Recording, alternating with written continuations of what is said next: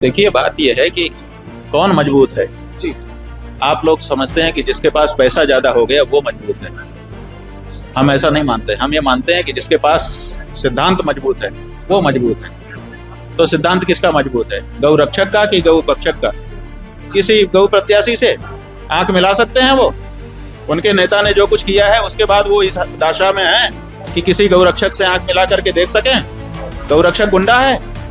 उनका नेता कहता है कि गौ रक्षक गुंडे हैं। अगर अपनी माँ की रक्षा करना गुंडा है तो फिर हम हैं गुंडे। अगर गुंडा है तो है। क्यों नहीं? अब माँ की रक्षा करना गुंडागर्दी होती है? भारत की संस्कृति ऐसा बोलती है क्या? श्वेत रंजन जी ने हमको शपथ पत्र दिया है अच्छा कि हम गौ रक्षा के लिए अपने आप को समर्पित करते हैं, हमें गौ प्रत्याशी घोषित करिए। और हम इनको गौ प्रत्याशी घोषित करेंगे। और ये देखिएगा इनकी टक्कर क्या होगी।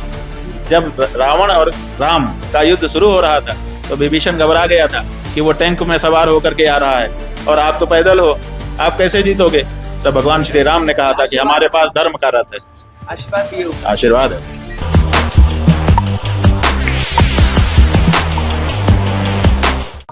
नमस्कार, मैं हूं अनुकुल तिवारी और आप वॉइस अब देख रहे हैं। देखिए, हम अभी हरियर चैम्बर में मौजूद हैं और आप भी जान रहे हैं कि 2025 विधानसभा इलेक्शन जो है वो शुरू हो गया। आने वाली पार्टी जैसे बीजेपी हो गई, जेडीयू हो गई, लोजपा हो गई, सभी लोग जो हैं वो अपने अपने प्रत्याशियों के नाम घोषित कर रहे हैं। अभी हम हरियर चैम्बर में मौजूद हैं। यहाँ का माहौल जो है वो आपको दिख रहा होगा कि किस तरह से सभी लोग जो है वो पहुंचे हुए हैं और शंकराचार्य जी खुद यहाँ पर मौजूद हैं और वो भी कह रहे हैं कि जो गौ रक्षक, जो गौ माता का रक्षा करता है, उसी को हम प्रत्याशी बनाएंगे और उसी को हम विधानसभा में खड़ा करेंगे। श्वेत रंजन भी यहाँ पे मौजूद है, उनसे बात करेंगे। लेकिन अभी जो शंकराचार्य जी मौजूद हैं यहाँ पे, उनसे सबसे पहले वार्तालाप करना हमारा सबसे समझिए कि महत्वपूर्ण चीज़ है, क्योंकि सामने जेडीयू रहेगी, बीजेपी रहेगी, लोजपा रहेगी और भी लोग रहेंगे। और इधर से गौ रक्षक, आपको दिख रहा होगा कि किस तरह से सभी लोग जो है यहाँ पे पहुंचे हुए हैं और ऐलान जो है वो बस कुछ समय में, कुछ दिनों में हो जाएगा। क्योंकि पूछना जरूरी है कि क्या गौ रक्षक जो है वो नेता बन सकते हैं। सबसे बड़ा सवाल ये कि क्या गौ की जो सेवा करते हैं, गौ की जो रक्षा करते हैं, क्या वो नेता बन पाएंगे? क्या सामने नीतीश कुमार होंगे, सामने भाजपा वाले रहेंगे, सभी लोग के सामने लड़ पाएंगे? स्वामी जी हमारे साथ मौजूद हैं। सभी लोग के मन में ये सवाल है कि गौ रक्षक आप प्रत्याशी उतारे हैं जो गौ माता की सेवा करते हैं, रक्षा करते हैं, क्या वो नेताओं के सामने लड़ पाएंगे, नेताओं के सामने गौ की बात कर पाएंगे? क्योंकि आप भी जानते हैं कि जब विधानसभा चुनाव होता है बिहार में तो मुद्दा होता है कि रोजगार हो जाए, सड़क बन जाए, तो गौ माता का सुनेंगे लोग? आपको लग रहा है कि नीतीश कुमार, भाजपा के लोग सामने रहेंगे, मजबूत प्रत्याशी हैं शंकराचार्य जी के पास? देखिए, बात यह है कि कौन मजबूत है जी। आप लोग समझते हैं कि जिसके पास पैसा ज़्यादा हो गया वो मजबूत है। हम ऐसा नहीं मानते। हम ये मानते हैं कि जिसके पास सिद्धांत मजबूत है वो मजबूत है। तो सिद्धांत किसका मजबूत है? गौ रक्षक का कि गौ पक्षक का? रक्षक। तो स्वाभाविक है, तो मजबूत हम हैं। इसलिए हमें क्या डर है? हमारे लोग धड़ल्ले से लड़ेंगे। गौ माता की रक्षा के लिए लड़ रहे हैं। शर्म वो करे, डूब भरे चुल्लू भर पानी में वो जो गौ माता की अपने शासन काल में हत्या नहीं रोक पाया है। हम क्यों नीचा देखें? हम क्यों डरे? बीजेपी वाले तो इसी चीज पे अपने आप बीजेपी वाले जो है, बीजेपी वाले आंख तो मिला के देखें। किसी गौ प्रत्याशी से आंख मिला सकते हैं वो? उनके नेता ने जो कुछ किया है उसके बाद वो इस दशा में है कि किसी गौ रक्षक से आंख मिला करके देख सकें? गौ रक्षक गुंडा है। उनका नेता कहता है कि गौ रक्षक गुंडे हैं। अगर अपनी माँ की रक्षा करना गुंडा है तो फिर हम हैं गुंडे। अगर गुंडा है तो है। क्यों नहीं? अब माँ की रक्षा करना गुंडागर्दी होती है? भारत की संस्कृति ऐसा बोलती है क्या? बिहार में घूम रहे हैं, बिहार में क्या बदलाव की जरूरत है? आप तो लगातार बिहार में देखिए, हमने पूरे देश में घूमा, केवल बिहार नहीं।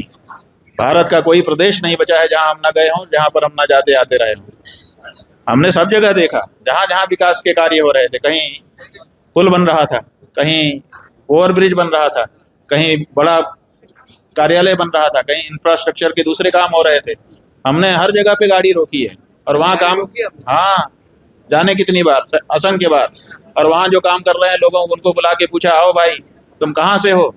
तो उनमें से ज़्यादातर लोग बोलते हैं हम बिहार के हैं। इसका मतलब है कि बिहार पूरे देश का विकास कर रहा है, लेकिन बिहार का स्वयं का विकास आज हालत बहुत खराब है।